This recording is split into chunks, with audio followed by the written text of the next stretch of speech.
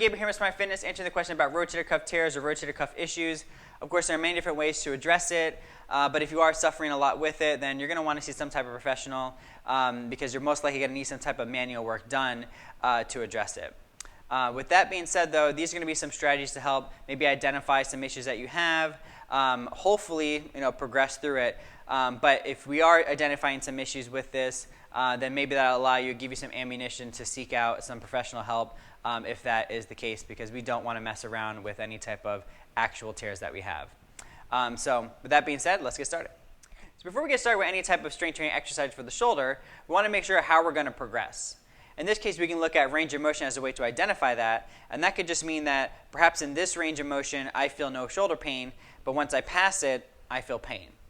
So we want to make sure that the strength training exercise that we're doing is ultimately going to contribute or improve our range of motion and not hinder it. So that's how we have a better picture of how we want to progress. In this case, we can look at this exercise as a way to strengthen our rotator cuff or our shoulder blade muscle area. So from here, the direction that we want to go to is here.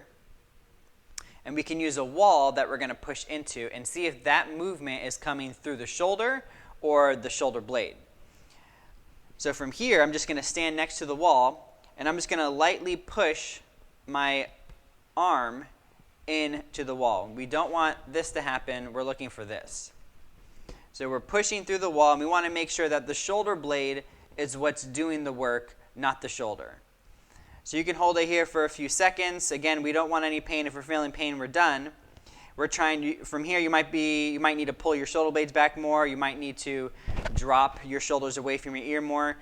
You're just taking your time. You're not trying to break the wall down. You're just trying to feel your shoulder blade and take those few seconds to figure out in your brain how to get it to happen.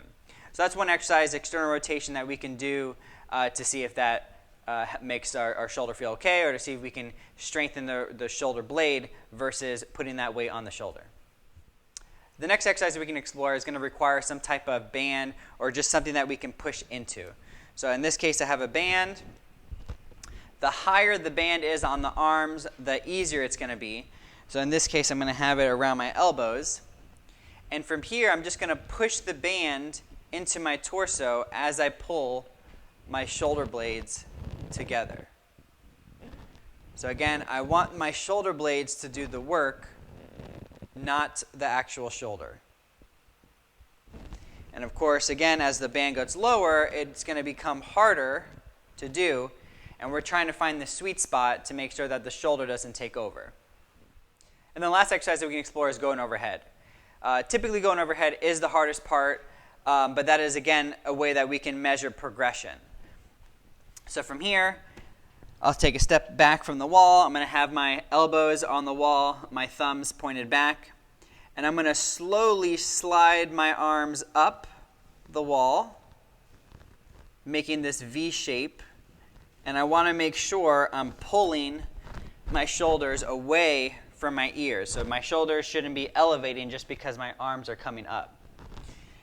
And ideally, we'll end up feeling somewhere through the middle back or somewhere through the shoulder blades, not through the shoulder.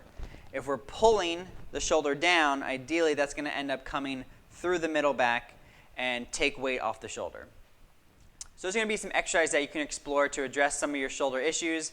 Again, I can't stress enough, there are many different things that we can explore for the shoulder, but if we are having chronic issues or severe issues with the shoulder, we're going to most likely need or should see some type of professional, most likely to get some manual work in. So I hope that helps you. Of course, if you have any questions, you can let me know. Hey everyone, if you enjoyed the video, make sure to like, comment, or share with anyone that you might find helpful for them. Of course, if you want to reach out to us, you can always leave a comment below, or you can reach out to us at smartfitcoaching.com. Until then, I'll see you in the next video.